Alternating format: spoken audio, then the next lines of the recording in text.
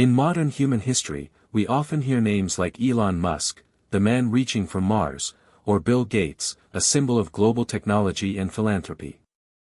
But long before them, more than a century ago, there was a man who laid the foundation for the very concept of a billionaire, not just someone wealthy, but the first person in history to possess a fortune greater than the budgets of entire nations combined.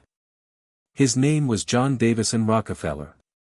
Born into a poor family in a remote rural town in 19th-century America, Rockefeller grew up in poverty, with a wandering father and a childhood filled with hardship. He had no power, no fame, and no privileges. Starting from the very bottom of society, he began an extraordinary journey, a relentless climb that would take him to the summit of global financial power.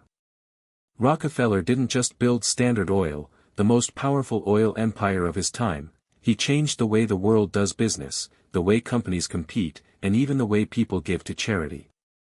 He was not just a businessman, he became a symbol of ambition, a living proof of the power of discipline, strategic thinking, and unshakable belief in the value of hard work. Let us begin the journey into the life of John D. Rockefeller, from a nameless boy to the richest man on the planet, and the very first person in history to be called a billionaire. A humble childhood, the boy named Rockefeller. John Davison Rockefeller was born on July 8, 1839, in Richford, a small, poor rural town in upstate New York, USA.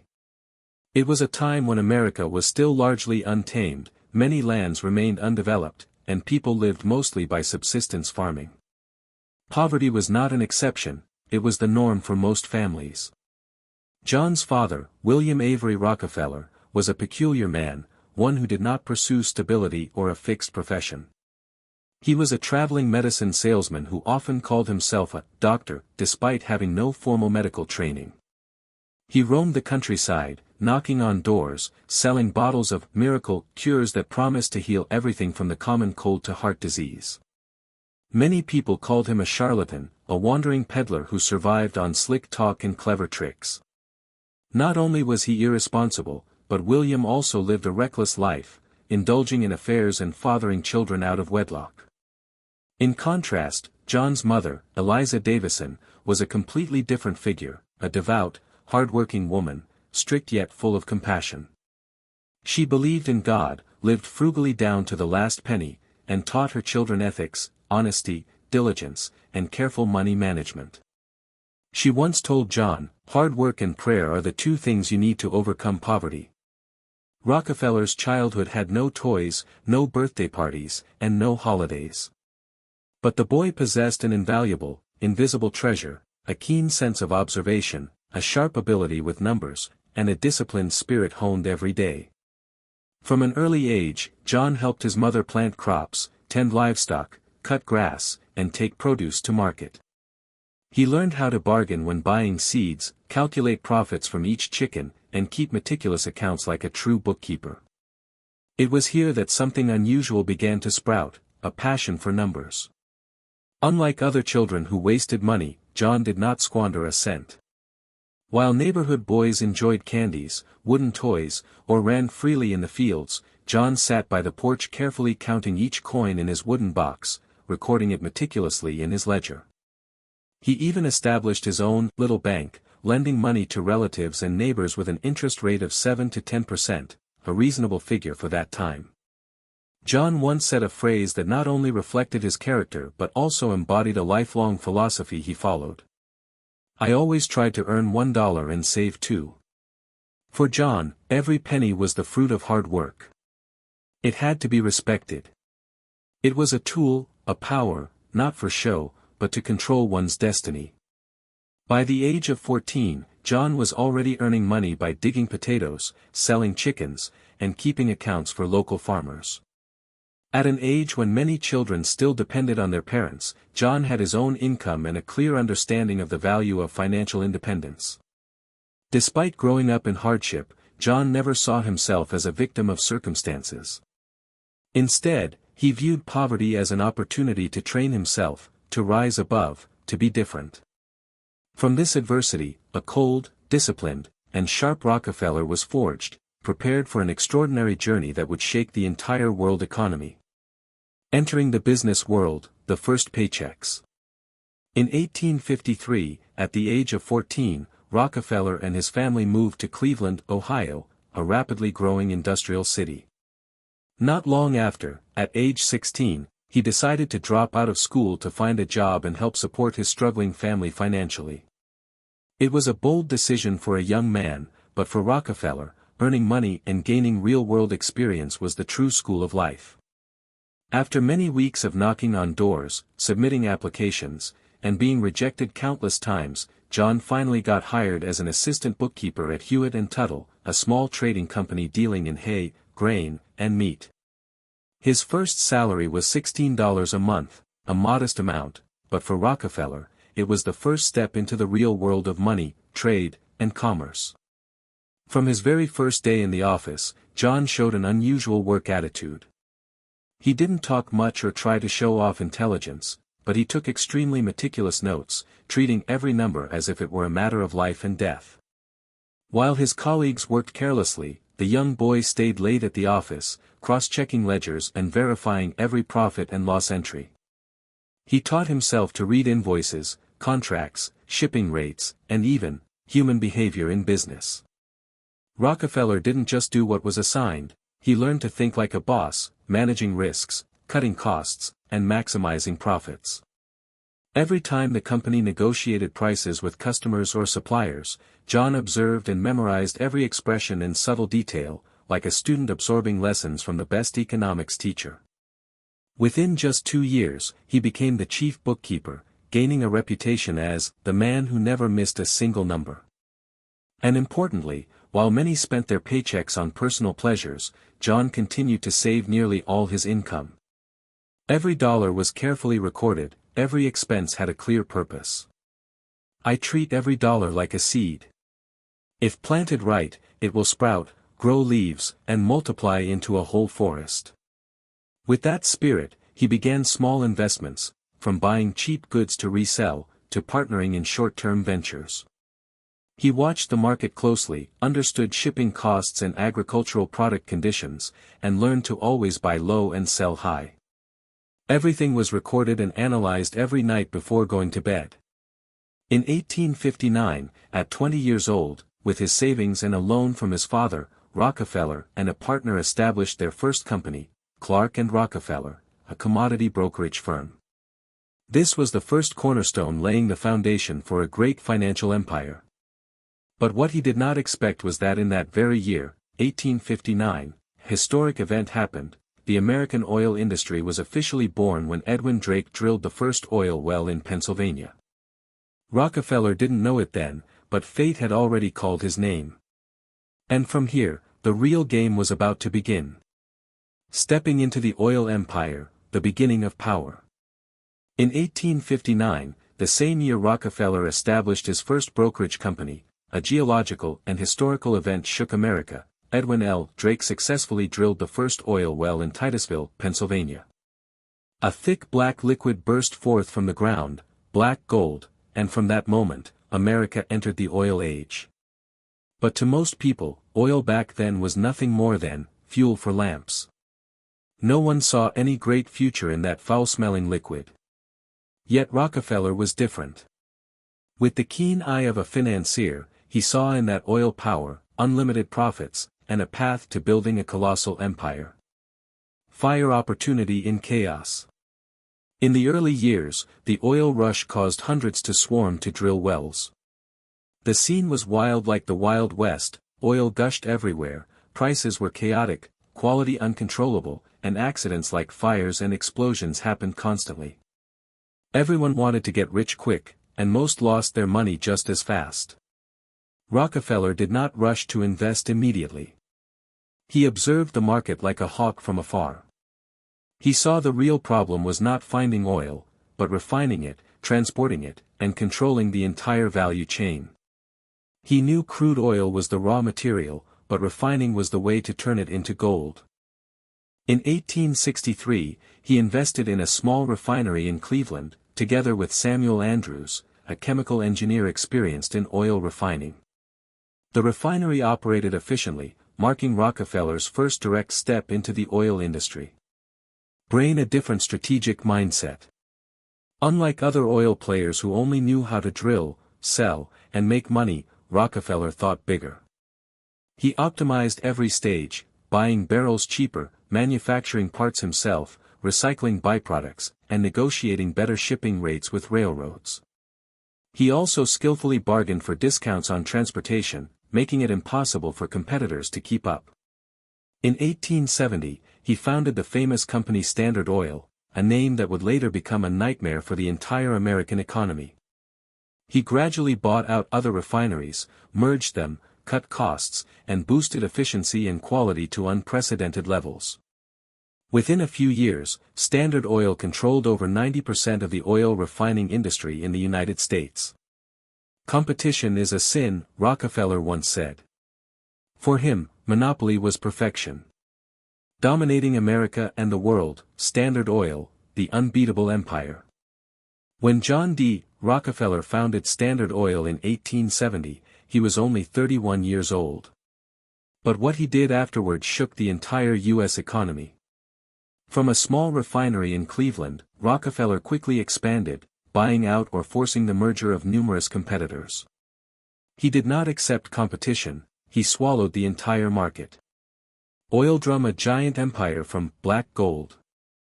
Rockefeller believed that a chaotic market harmed everyone, from consumers to investors. So, he built a tightly controlled, centralized system that managed the entire supply chain, from extraction, refining, storage, transportation to distribution.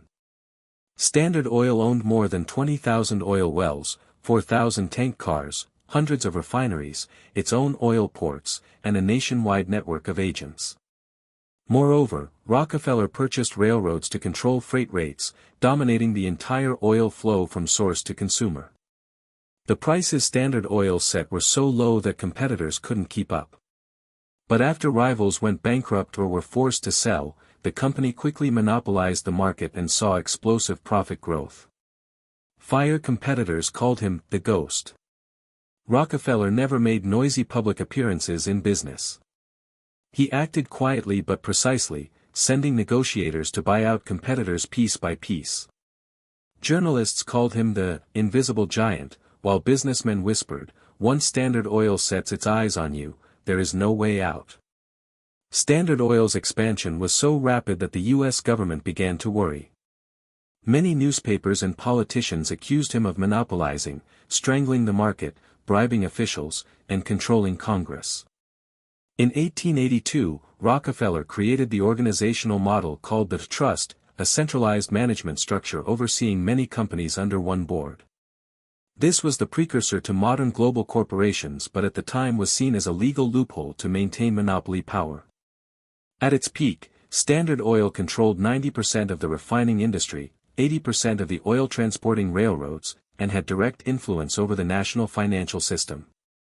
By then, Rockefeller was no longer just a businessman. He was power. The one who set prices. The one rewriting the rules of capitalism. And despite criticism, there was no denying, he made oil cheaper, cleaner, and more accessible to all social classes. But when power becomes too great, something inevitable always follows.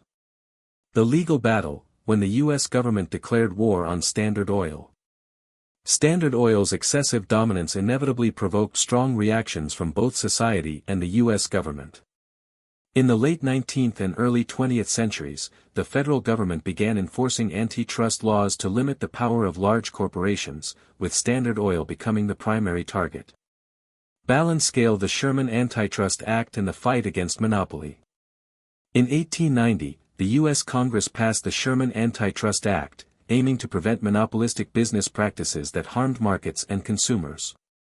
Although the law was initially vague in many aspects, it laid the groundwork for future antitrust lawsuits. Under Rockefeller's leadership, Standard Oil operated cleverly to avoid being legally deemed in violation. However, prolonged investigations and public pressure led to increasing scrutiny of the company. Magnifying glass tilted left the historic lawsuit, the government versus Standard Oil. By 1906, the U.S. Department of Justice officially sued Standard Oil, accusing it of monopoly and market manipulation in the oil industry. The lawsuit lasted for years, involving hundreds of witnesses, thousands of pages of documents, and intense legal debates.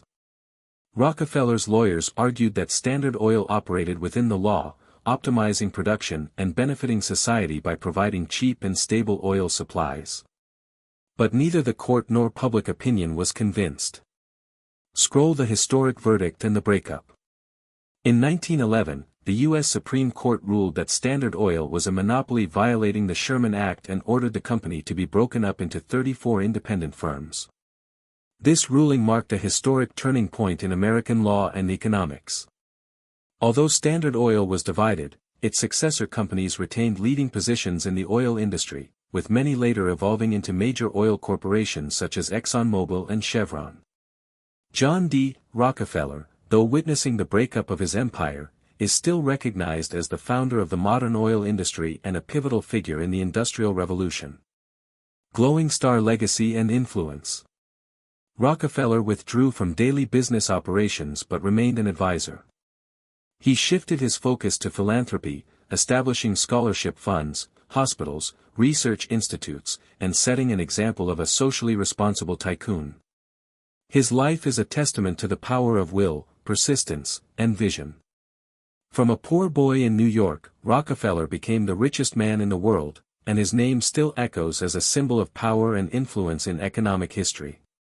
John D. Rockefeller, the man and his immortal legacy. After the Supreme Court ruling in 1911, John D. Rockefeller officially stepped down from his role in managing the Standard Oil Corporation.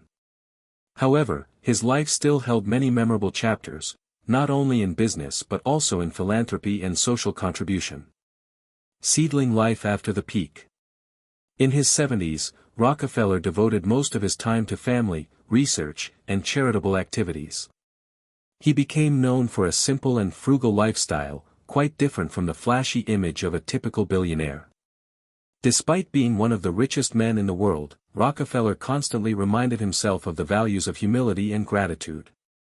Sparkling heart-to-heart for charity. John D. Rockefeller is one of the greatest philanthropists in American history.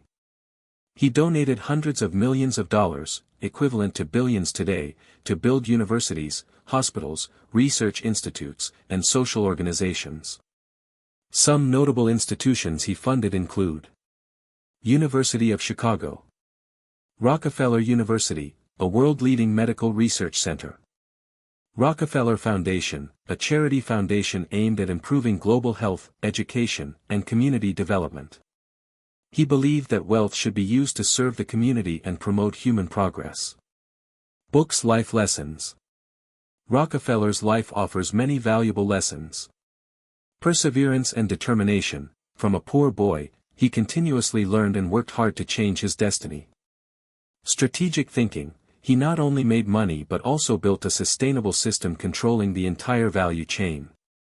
Business ethics. Despite criticism for monopolistic practices, Rockefeller always aimed to create real value for society. Generosity. He dedicated his life to philanthropy, affirming the social responsibility of the wealthy. Glowing star enduring legacy. John D. Rockefeller passed away in 1937 at the age of 97, leaving a vast legacy not only economically but also humanitarianly.